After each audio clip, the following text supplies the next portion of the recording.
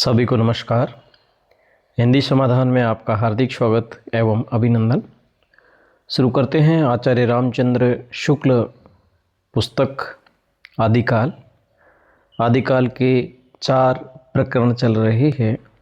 2 प्रकरणों के प्रश्नोत्तर पहले हो चुके हैं। आज शुरुआत करते हैं प्रकरण 3 वीरगाथा काल संवत 1050 से 1375 ईस्वी। प्रकरण 3 में देश भाषा काव्य के विगत परीक्षा प्रश्नोत्तर जो विगत परीक्षाओं में आ चुके हैं, कहीं न कहीं परीक्षाओं की दृष्टि से बहुत ही महत्वपूर्ण है। सहायक आचार्य भर्ती परीक्षा एवं हिंदी की तमाम भर्ती परीक्षाओं के लिए सहयोगी यह श्रृंखला। शुरू करते हैं वीरगाथा काल प्रकरण संख्या 3 देश भाषा काव्य।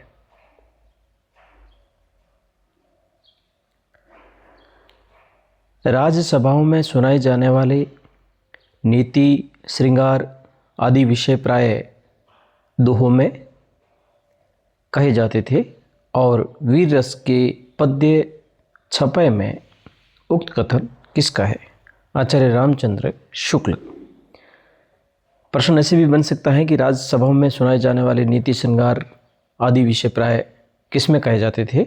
दोहों में। और वीर रस के जो पद्य है वो छपय में। ये कथन है आचार्य रामचंद्र शुक्ल का। आचार्य रामचंद्र शुक्ल ने वीरगाथा काल संवत 1050 से 1375 या देश भाषा काव्य का वर्णन आदिकाल के किस प्रकरण में किया है? प्रकरण 3 में। प्रश्न ऐसे भी बन सकता है कि रामचंद्र शुक्ल ने वीरगाथा काल या देश भाषा काव्य का वर्णन किस प्रकरण में किया है? प्रकरण 3 में। उत्तरोत्तर भट्ट चारणों की परंपरा में चलते रहने से उनमें फेरसार भी बहुत कुछ होता रहा। इसी रक्षित परंपरा की सामग्री हमारे हिंदी साहित्य के प्रारंभिक काल में मिलती है। इसी से यह काल वीरगाथा काल कहा गया। उक्त कथन किसका है? आचार्य रामचंद्र शुक्ल।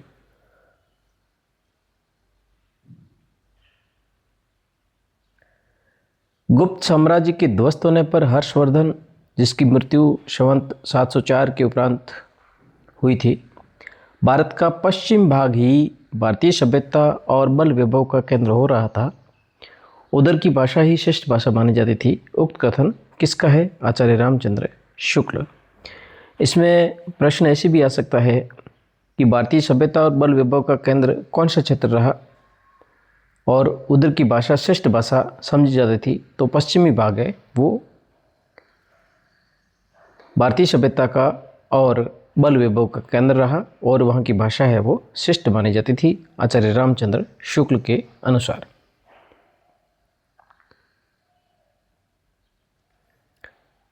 प्रारंभिक काल का जो साहित्य हमें उपलब्ध है उसका आविर्भाव उसी भूभाग में हुआ, अतः यह स्वाभाविक है कि उसी भूभाग की जनता की चित्तवृत्ति की छाप उस साहित्य पर हो। आचार्य शुक्ल किस भूभाग की ओर संकेत, यानी आचार्य शुक्ल ने किस भूभाग की ओर संकेत किया है? भारत का पश्चिमी भूभाग। ये पहले भी प्रश्न जो ऊपरी प्रश्न था उसमें भी पश्चिमी भूभाग था। पश्चिमी भूभाग है कि जनता की चित्तवृत्ति की छाप साहित्य पर पड़ी और ये पश्चिमी भूभाग है, उसमें कन्नौज, अजमेर और अहलवाड़ा क्षेत्र शामिल किया गया है।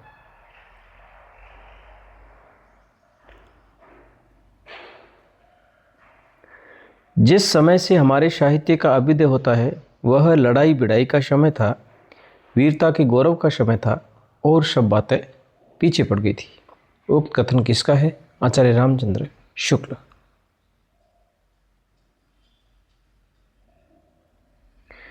वीर गीत के रूप में सबसे पुरानी पुस्तक कौन सी है? बिसलदेव रासो।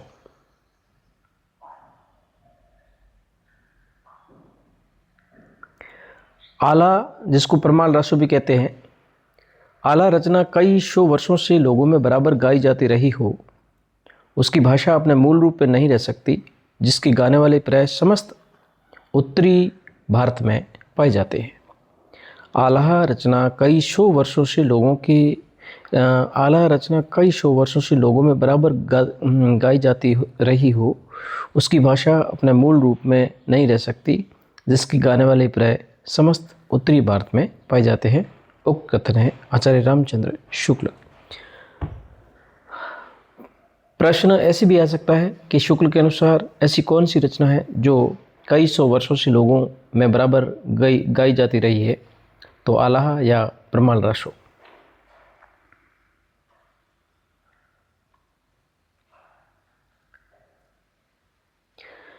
बीसलदेव राशो में काव्य के अर्थ में रसायन शब्द बार बार आया है, अतः हमारी समझ में इसी रसायन शब्द से होते होते राशो हो गया। उक्त कथन किसका है? आचार्य रामचंद्र शुक्ल। रसायन शब्द बार बार बीसलदेव राशो में आया है और शुक्ल कह रहे हैं कि हमारी समझ में इसी रसायन शब्द के होते होते राशो हो गया। बीसलदेव राशो किसकी रचना है? नरपति नाल। बीसलदेव का उपनाम क्या था? विग्रहराज चतुर्थ।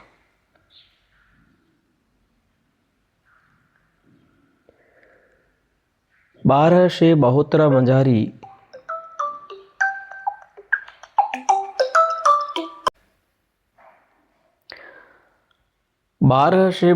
मंझारी जेठवदी नवमी बुधवारी नाल रसायन आरंभई शारदा तूठी ब्रह्म कुमारी।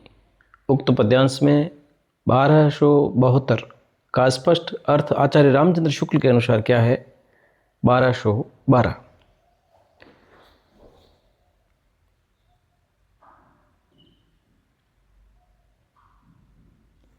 बीसलदेव में कितने खंड है और कितने चरणों में यह समाप्त हुआ? इसमें 4 खंड है और 2000 चरणों में समाप्त हुआ।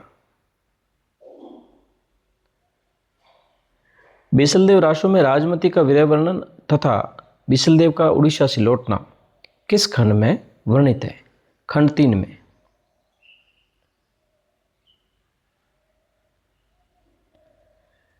बीसलदेव राशो की कथा का सार खंड 1 में राजमती से बीसलदेव का विवाह होता है। खंड 2 में बीसलदेव का राजमती से रूठकर उड़ीसा की ओर प्रस्थान। खंड 3 में राजमती का विरह वर्णन और बीसलदेव का वापस उड़ीसा लौटना। और खंड 4 में बीसलदेव द्वारा राजमती को चित्तौड़ लाना संक्षेप में यहाँ बताया गया है। परीक्षा में प्रश्न भी आता है कि कौन सा सही नहीं है। उसमें एक जगह मैंने देखा भी है कि बीसलदेव का राजमती से रूठकर उड़ीसा की जगह दूसरा ऑप्शन होता है, तो इस बात को आप ध्यान रखें। उड़ीसा ही है। बीसलदेव राजमती से रूठकर उड़ीसा प्रस्थान करते हैं।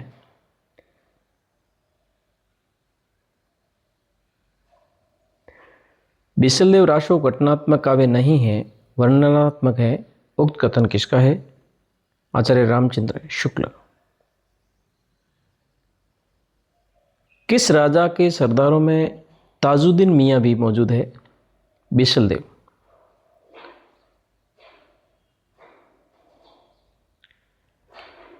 महल पलाणियो ताजदीन खुरसाना चढ़ी चालियो गोड़। उक्त पंक्तियां किस रचना की है? बीसलदेव राशो।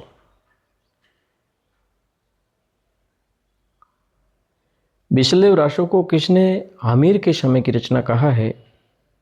गौरीशंकर हीराचंद ओझा ने।